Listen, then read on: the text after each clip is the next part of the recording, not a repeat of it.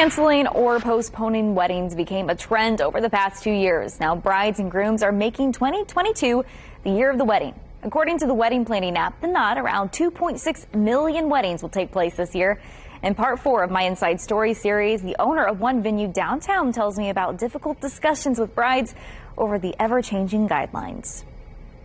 So our building was built on 1882. The Cyrus Place is a staple for many brides and grooms to host their wedding, but COVID-19 had other plans. Did you have to call some of the couples that were scheduled to be here and be like, hey, we can't do this? That was the hardest call, actually. Yep, we had to reschedule almost 20 of them. With changing CDC guidelines, Cyrus Shafari, the owner of Cyrus Place, says the capacity of guests kept changing. From 200, we went down to 50, then 25, and I believe sometimes it was 10. A survey done by The Knot shows that in the last 6 months of 2021, the average guest list was 110 people.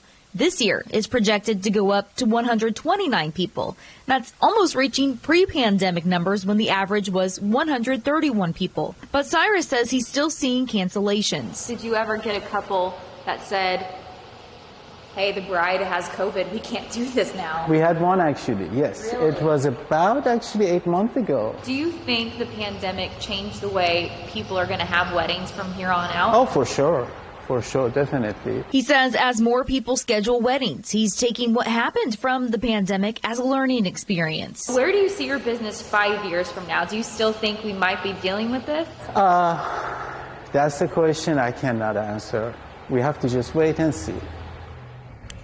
Cyrus tells me the #1 question couples ask him in the beginning of the pandemic and even now is how many guests can they have? He tells me they are back to normal with 200-person limit, but he's watching the CDC closely to make sure it stays that way.